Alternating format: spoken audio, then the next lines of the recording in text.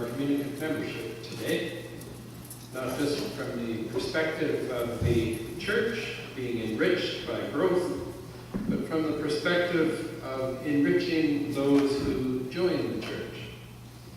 Because those who make this choice, it would seem, are increasingly in the minority in our society.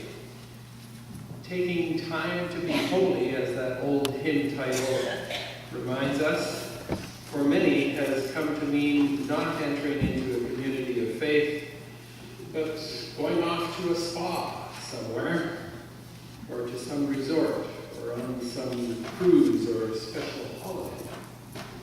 Taking time to commune with God for the mainstream has come to mean being one-on-one with God, out in the woods, or in some context which makes possible the luxury of private contemplation. Having others around us is often interpreted as negative or undesirable. That, of course, is not primarily what Christian community is about. This holy time is not to be done by ourselves. Of course, we could do it by ourselves. If we could do it by ourselves, we would need no church at all. So there is a richness, a certain something that most of the world around us seems to be largely unmindful of when it comes to entering into the communion of the Christian church. Like many ministers, I'm sure, through the course of the years, I've run across many people who claim they are not good enough to be part of the church, which they think should be superlatively good. But in fact, no one can really be a part of that church because it is far too good for any of us to enter without spoiling, like Groucho Marx, who refused to join any organization that would stoop to have him. No, I've never been in a perfect church in that sense, not even here. The church is not just reflective of the world around it, but it is enmeshed in that reality. In a book entitled, How Can I Believe When I Live in a World Like This?, Reverend Dr. Reginald Stackhouse reflects on his rich years in ministry and his encounters with the seeming imperfection of real life. A prominent theological professor in the Toronto School of Theology and participant in human rights concerns within the United Nations, and having served, I think, for 4 years as a federal MP, he is also an ordained Anglican priest. In the opening chapter of his book, he generously shares from his years as a priest, example after example of not so perfect scenarios from real life. Like the guy who is invited into the office by the boss, not to discuss a new project, but how he's to clear out his desk before Monday. Or the mother who walks out of the courtroom upon the release of the drunk driver who killed her daughter to witness him laughing with family and friends. And so she is easily given over to offer the questioning lament that seems to have no answer. What kind of world is this anyway? Or the couple the minister meets, whose wife collapses in despair as the husband shares his own terminal prognosis, in the context of them having just finished preparing for their well-earned retirement. A couple who happen also to be faithful Christian people and staunch supporters of their Christian church. He offers example after example, perhaps as we ourselves could, of instances in life where we might well be inclined to ask, why is the world like this?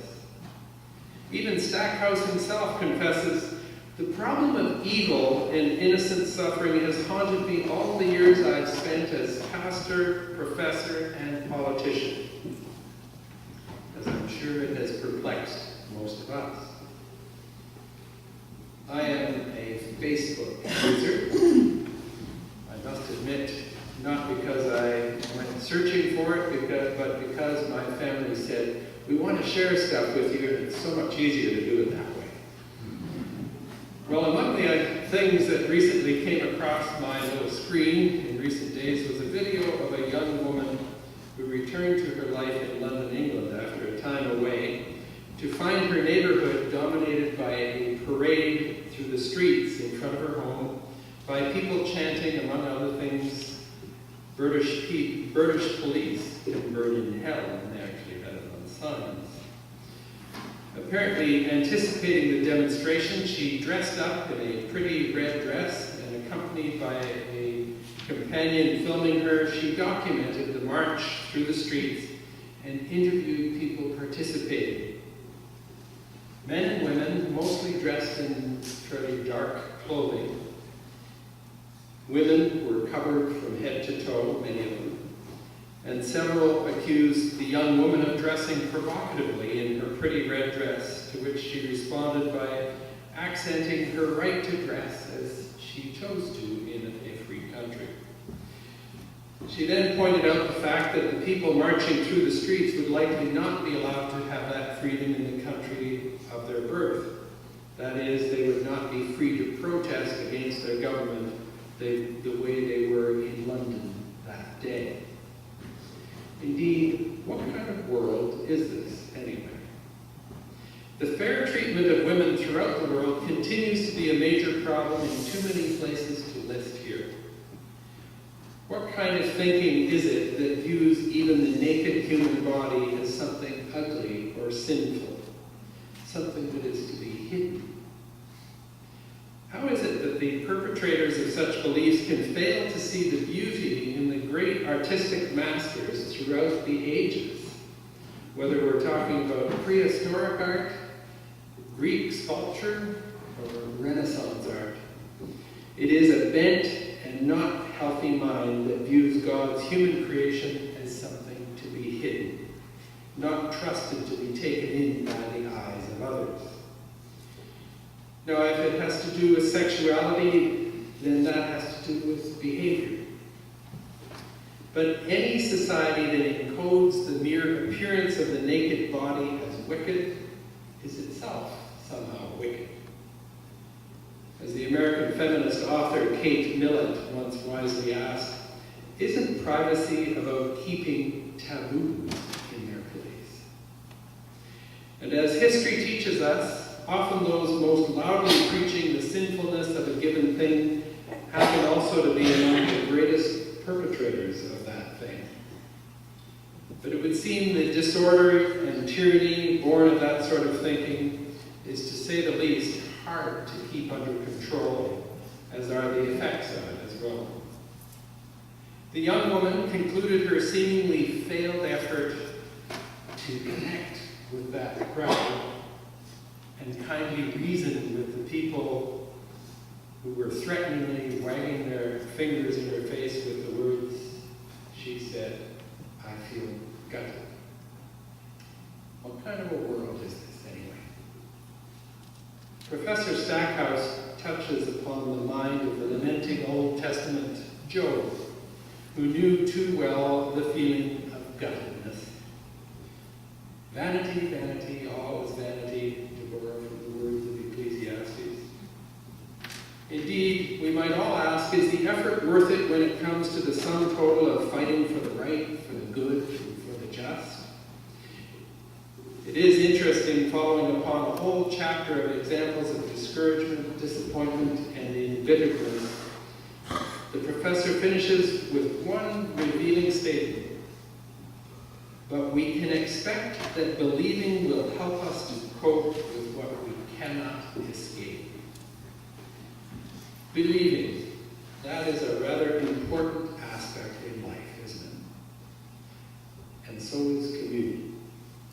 Because together we can see through the folly of false belief in ways that are simply not possible by ourselves.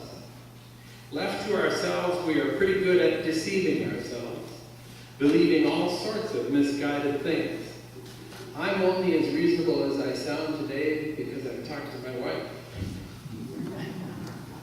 Yesterday, the day before. And because I've talked to friends and been willing to share with them. And because I'm part of this church's life. because I'm part of a community. With all due humility, it has been my experience that the most well-adjusted, healthy minds I've ever met are those that allow themselves to enter into communion with others, who don't see others as the enemy to be destroyed, but see them as opportunities to learn and to grow in mutual respect. Some of the most unhappy people I've ever met have been those that are trying to keep everybody out of their house, out of their neighborhood, out of their life, out of their country.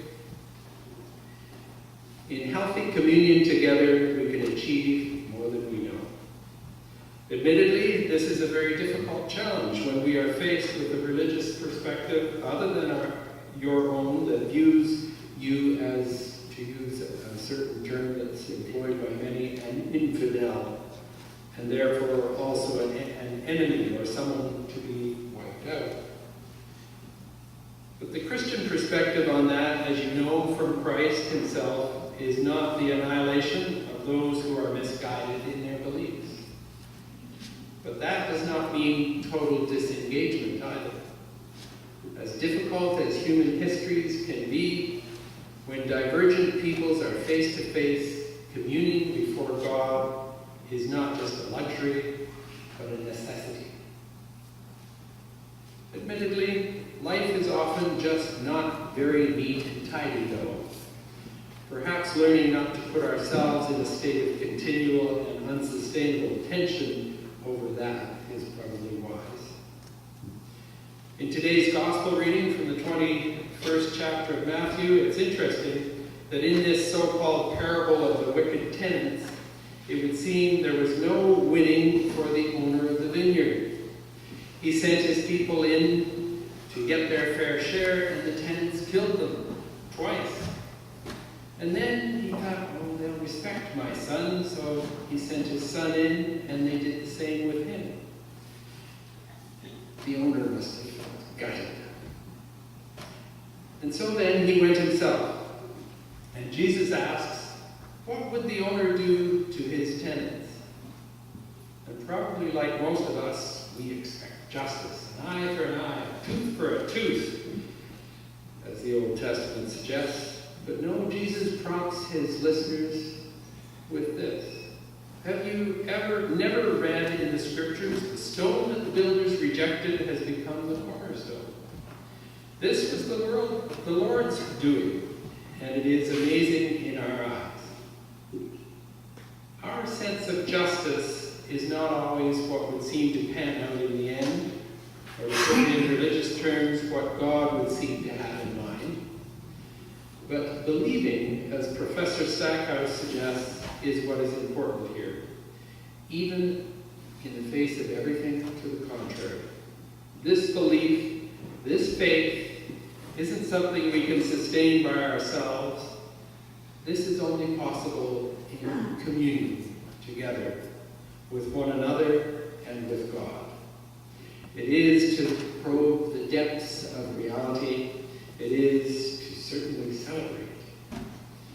To send a message to the world out there to neglect this, you do so at your own impoverishment.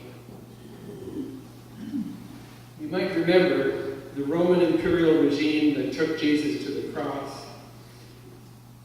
Can't you hear the throngs of wondering, what kind of world is this? And by the time that Emperor Constantine came along, Rome became the cornerstone of Christ's